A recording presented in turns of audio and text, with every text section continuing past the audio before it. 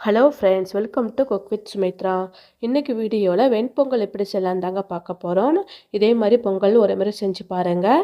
நல்லா சாஃப்டாக இருக்குங்க. வாங்க எப்படி செய்யலான்னு பார்க்கலாம். வெண்பொங்கல் குக்கரில் தாங்க செய்ய போகிறோம். நான் இன்றைக்கி இந்த டம்ளரால் 1 டம்ளர் சாப்பாட்டு பச்சரிசி சேர்த்துக்கிறேங்க. அதே டம்ளரில் அரை டம்ளர் பாசிப்பருப்பு சேர்த்துக்கிறேங்க.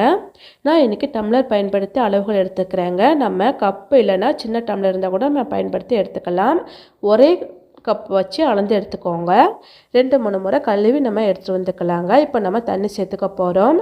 1 கப் அரிசி, அரை கப் பாசிப்பருப்புக்கு 5 டம்ளர் நான் தண்ணி சேர்த்துக்கிறேங்க.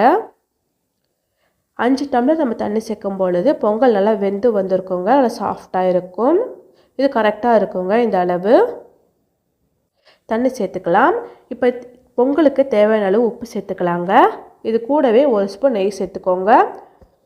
இப்போ அரை ஸ்பூன் பெருங்காயத்தூள் சேர்த்துக்கோங்க. இப்போ நம்ம வேக விட்டுக்க போகிறோங்க. ஸ்டவ் ஆன் பண்ணிவிட்டு குக்கரை ஸ்டவ்வில் வச்சுக்கலாம். இப்போ மூடி போட்டு மிதமான தீயில் 4லேருந்து 5 விசில் விட்டு நம்ம வேக விட்டு எடுத்துக்கலாங்க. அப்படி இல்லைன்னா இதே போல் கொதிக்க விட்ட பிறகு நல்லா கலந்து விட்டுக்கோங்க. இல்லை கொதிச்சிடுச்சுல, இப்போ நம்ம மூடி போட்டுக்கலாம். மூடி போட்டு மேலே விசில் போட்டுக்கோங்க. லோ ஃப்ளேமில் 15 நிமிஷம் வச்சிங்கன்னா பொங்கல் சூப்பராக வெந்து வந்துடுங்க. நம்ம செஞ்சுக்கலாம். நான் 15 நிமிஷம் நல்லா வேக விட்டு எடுத்துக்கிறேங்க. இப்போ ஸ்டீமில் நல்லா ரிலீஸ் ஆனதும் நான் இப்போ ஓப்பன் பண்ணிக்கலாம்.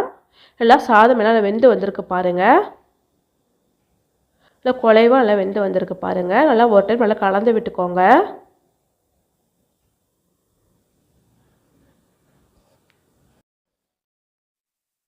நல்லா கலந்து விட்டாச்சுங்க. இப்போ நம்ம தாளிப்பு கொடுத்துக்கலாம். ஸ்டவ் ஆன் பண்ணிவிட்டு ஒரு கடாயை வச்சுக்கோங்க. கடாய் நல்லா சூடானதும் 2 ஸ்பூன் எண்ணெய் சேர்த்துக்கோங்க. 2 ஸ்பூன் நெய் சேர்த்துக்கோங்க. நான் இன்றைக்கி எண்ணெய், நெய் ரெண்டுமே சேர்த்துக்கிறேங்க. எண்ணெய்க்கு பதில் நம்ம நெய் மட்டுமே வேணாலும் சேர்த்துக்கலாம். நல்லா எண்ணெய், நெய் நல்லா சூடானதும் 1 ஸ்பூன் நல்லா பொடியாக நறுக்கிய இஞ்சி சேர்த்து நல்லா வறுத்து விட்டுக்கோங்க. இஞ்சி நம்ம முதல்ல சேர்க்கும் பொழுது இஞ்சி நல்லா பொரிஞ்சு வந்துடுங்க. நமக்கு அந்த கசப்பு தன்மை இருக்காது. இஞ்சி நல்லா பொரிஞ்சதும் இது கூடவே 1 ஸ்பூன் சீரகம், 1 ஸ்பூன் மிளகு சேர்த்துக்கோங்க. இது கூடவே 2 பச்சை மிளகாய் கட் பண்ணி சேர்த்துக்கோங்க. நம்ம கீறிட்டு சேர்த்துக்கோங்க, ரொம்ப கட் பண்ண வேண்டாம். சேர்த்துட்டு நல்லா வறுத்து விட்டுக்கோங்க. மிளகு, சீரகம் எல்லாம் பொரிஞ்சு வந்ததும் கருவேப்பிலை சேர்த்துக்கோங்க.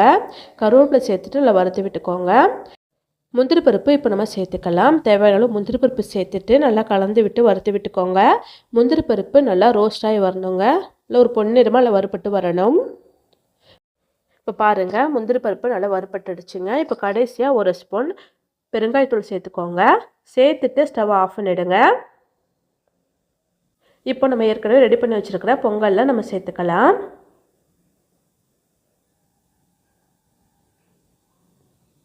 பொங்கல் சேர்த்துட்டு நல்லா கலந்து விட்டுக்கோங்க.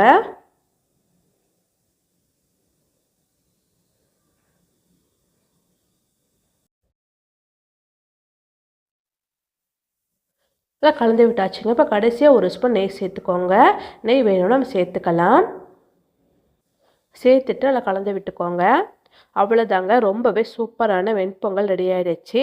நல்லா சாஃப்டாக இருக்குங்க. இதே போல் நீங்களும் செஞ்சு பாருங்கள். இந்த பொங்கல் கூட தேங்காய் சட்னி, சாம்பார்லாம் வச்சு சாப்பிடும் பொழுது ரொம்ப சூப்பராக இருக்கும்.